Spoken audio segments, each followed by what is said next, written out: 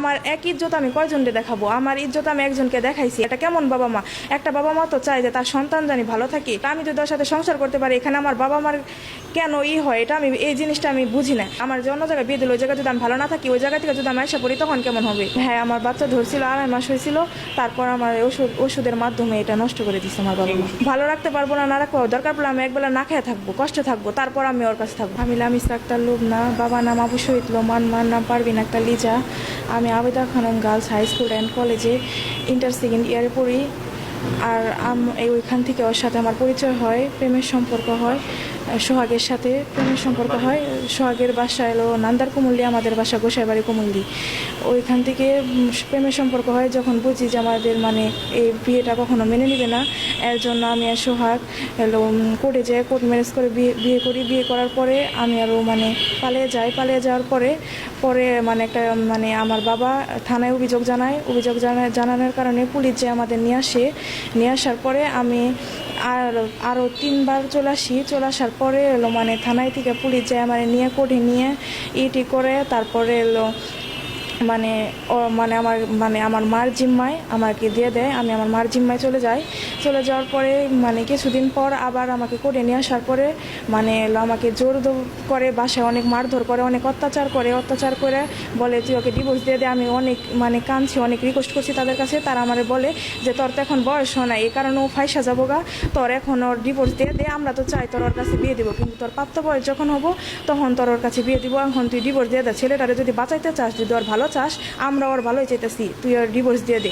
এভাবে আমাকে অনেক কিছু বলে আর অনেক জোর টোর করে আমার দেওয়ানোর পরে বলে যে মামলা উঠিয়ে দিছি, হ্যান তেন। আমি জানি যে মামলা উঠিয়ে দিছি, আমি তাদের কথা শুনছি, তাদের কথা শুনে তাদের কাছে চলে গেছি। বা আমাকে অনেক অত্যাচার করছে, বিয়ের জন্য অনেক জোর করছে। আমার যে আজগর খালু, ওনার একটা পালাতক ছেলে আছে, ওনার সাথে বিয়ে দেওয়ার জন্য অনেক জোর করছে। আমি বিয়েতে রাজি হয় নাই বলে আমার অনেক মারধর করছে। মারধর করার পরে আরও বিভিন্ন জায়গায় থেকে বিয়ের জন্য চাপ দেয়। আমি তার এইসব অত্যাচার সহ্য করে তাও আমি আশা করি না, আমি কোনো কিছু করি না। যখন সোহাগকে ধরে নেয়, তার 25 দিন পর আমি ওদের বাসায় চলে আসি। এখানে সোহাগের কোনো হাত নাই, সোহাগের বাবা মাও কিছু জানে না। আমার ফোন ওকে ধরার 3 দিন পরে আমার ফোন নিয়ে গেছে গা। আমি কারোর সাথে যোগাযোগ করতে পারি না। আমার ঘরে একবারে বন্দি করে রাখছে একদম, আমার কোথাও বাড়িতে দেয় না, করতে দেয় না। আমি ওইভাবে সুযোগ পায়ে আমি বাসা থেকে চলে আসি। না, আমি বাড়িতে আসা পাই না। ও তখন জেলে, ওর 25 দিন তখন। কারণ আমি যে কারণে ওকে ছেড়ে দিলাম, আমার বাবা মার কথা শুনলাম, তারপর আমার বাবা মা কেন ওকে ধরে দিল, এর কারণে আমি আবার চলে আসছি। কারণ আমি সোহাগকে ভালোবাসি, আমি সোহাগের সাথে সংসার করতে চাই। আর যদি আমার সোহাগের সাথে সংসার না হয়, তাহলে আমি আত্মহত্যা করবো। আর আমার আত্মহত্যার জন্য আমার বাবা মা দায়ী থাকবে। হ্যাঁ, সোহাগ আমাকে নিয়ে সংসার করতে চায়। কারণ আমি ওর সাথে কথা বলছি, আমি তো জানি যে ও কেমন। ও আমাকে নিয়ে সংসার করবে বলে তো ও জেল খাটতাছি। আমি এ বাড়িতে 4বার চলে আসছি। অনেকই করে টোরে হুমকি টুমকি দিয়ে, অনেক অত্যাচার করে, পুলিশ দিয়ে তারপরে নিয়ে গেছি। নিয়ে যাওয়ার পর তারপরে বাসায় নিয়ে আমার অনেক মারধর করছে, অনেক অত্যাচার করছে। আমি 2007-এ হয়েছি। আমার বয়স হলো এমনি 18+ চলতেছে। আমার বাবা মায়ের কারণে এরকম করতেছে, আমার বয়স হয় না এটা বলে। কিন্তু আমি ইন্টার সেকেন্ড ইয়ারে পড়ি, কিভাবে আমি একটা ম্যাচিউরড মেয়ে, আমার কিভাবে আমার বয়স হয় না এটা বলি। আমি অনেক চোখ থাকছি, আমি আর চোখ থাকতে পারতাছি না। কারণ আমি তাদের কথা অনেক শুনছি। অনেক শোনার পরে আমি বুঝি যে একটা বাবা মা সবারই ভালো চায়। বাবা মা যখন সন্তানের অবশ্যই ভালো চায়, এটা বুঝলাম। এটা কেমন ভালো চাওয়া, যেখানে সন্তানই ভালো থাকতেছে না, সন্তানে কি করতেছে না করতেছে, সন্তানে কষ্ট পায় নাকি, এটা বাবা মা বুঝে না। এটা কেমন বাবা মা? একটা বাবা মা তো চায় যে তার সন্তান জানি ভালো থাকে, সেটা সে যেভাবে থাকে। আমি যদি ভালো থাকতে পারি, আমি যদি ওর সাথে সংসার করতে পারি, এখানে আমার বাবা মার কেন হয়? এটা এই জিনিসটা আমি বুঝি না। একটা বাবা মা চায় যে তার সন্তান ভালো থাক। আমি তো ওই জায়গায় ভালো থাকবো, আমি তো এটা ডিসিশন নিয়েই গেছি যে আমি ওই জায়গায় ভালো থাকতে পারবো। তাহলে আমার বাবা মা কেন আমার বিরুদ্ধে এরকম করতেছি? হ্যাঁ, এটা আমি বুঝি যে এটা আমার ভালোর জন্য করতেছি, কিন্তু এমন ভালোর জন্য করতেছে যে ভালোতে আমি যদি ভালোই না থাকি, তাহলে লাভ কি? আমার অন্য জায়গায় বিয়ে দিবে।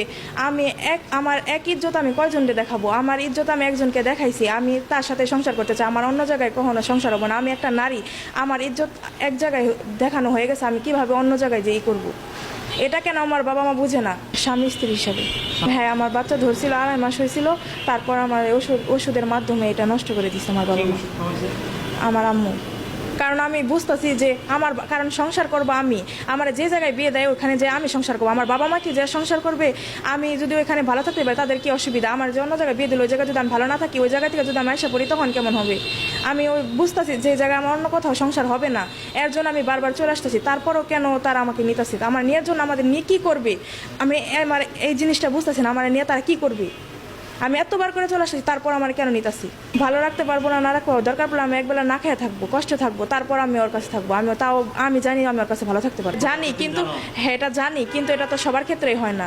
কারণ আমি বুঝতেছি, কারণ আপনি আপনার জিনিস বুঝবেন যে আপনি কোন জায়গায় থাকতে পারবেন কি পারবেন না, তেমন আমি এটা বুঝতেছি। আমি তো এটা ডিসিশন নিছি, নিজে তো নিছি যে এটা আমি এই জায়গায় থাকতে পারবো বলে আমি বারবার আসতেছি। যদি আমি থাকতে নাই পারতাম তাহলে কি আমি আসতাম, আমাকে তো নিয়ে গেছিলই, তাহলে আমি কেন আসলাম আবার। আমি এটা বুঝাই আসছি যে না, এই জায়গায় আমি থাকতে পারবো।